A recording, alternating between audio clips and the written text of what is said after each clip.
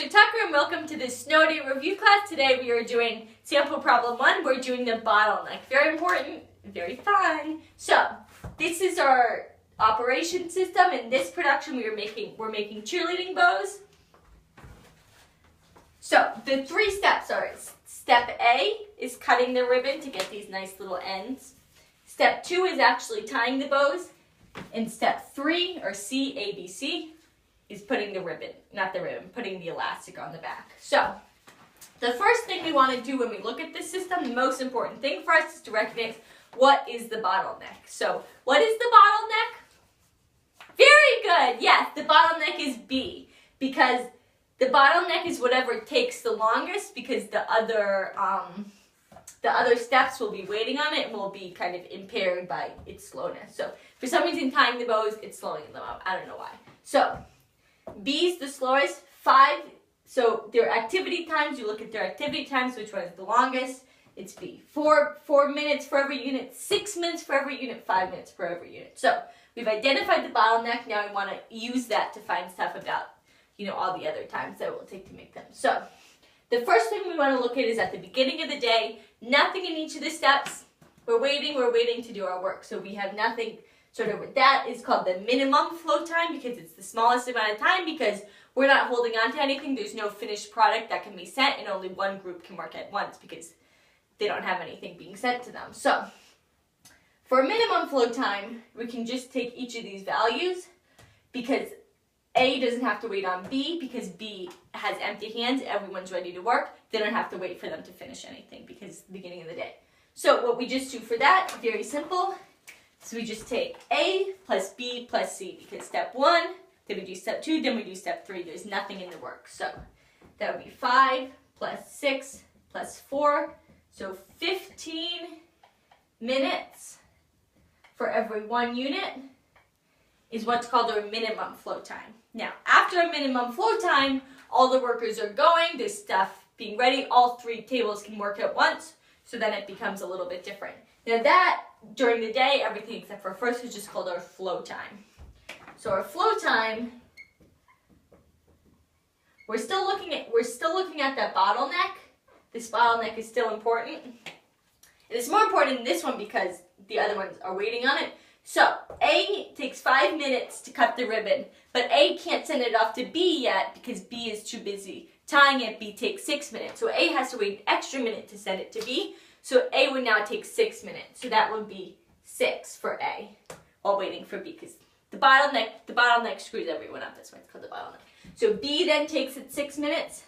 And then C, this is where it gets different. So assuming that C can send it off whenever, it doesn't have to go in time with everyone else. For example, in a conveyor belt, they would all have to go at the same time. So assuming C feels free to drop it off whenever, C will just be 4 minutes. So it can equal 16. Or, and this is why it's the minimum, because this one takes longer, because A has to wait for B. But assuming that C has to wait for each step to be done, that each step is uniform, like a conveyor belt, spend a certain amount of time at each one, it will be 6 plus 6 plus 4. So 6 plus 6 plus, 6 here, waiting for it, 6 here, waiting for it, 6 here, 6 here, it has to wait for everyone to be done. So that would be 18. So the problem will tell you whether they can drop it off or not. So it's 16 assuming they can drop it off whenever, it's 18 assuming they have to wait. So that is what's called the flow time once they started. And the flow time is longer than the minimum flow time because, again, we have to wait for that crazy bottleneck, right? Okay, so then now what we need to know is our cycle time. So our cycle time is how many, so here I am, Betty Bow, waiting with her box at the end. The cycle time is how many bows get dispersed in how many minutes it takes, how many minutes I have to wait before I get a bow. Now this is different than this one because this one the bows start at the beginning, this one the bows are already in production. So how many minutes I have to wait for each bow. Now this one is 6 minutes for each bow because this takes 6 minutes and they're working all at the same time, so you don't have to add them up because we have 3 teams of people working, and this one takes the longest. So it takes 6 minutes. Every 6 minutes, that's when it comes, because this is the longest one, and it's like doing 3 things are being done at once. This one's the slowest, so it ends up being 6 minutes is our cycle time. Now the process capacity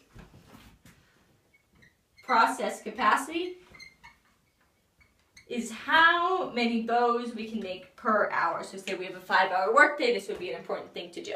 So our process capacity, what we do is we just take this, just like from the cycle time, we take this and we just convert it into hours. So 6 minutes for 1 unit. So to convert it into hours, 1 unit per 6 minutes. Sorry, 1 unit per 6 minutes. I was doing, that's called the activity time. This is the process. What's this called? Process capacity is what we're doing. Okay. So no, but what's this? That's the activity time. Activity time. So the activity time to process capacity, you just flip it and make it into hours. So if we want process capacity in terms of hours, we'll have to do this. So 1 unit per 6 minutes. So what we do is to get rid of this minutes, we have to multiply it by 60 minutes per 1 hour, because we see how these cancel out. So minutes. So we have 60 divided by 6 units per hour. And what's 60 divided by 6? It's 10.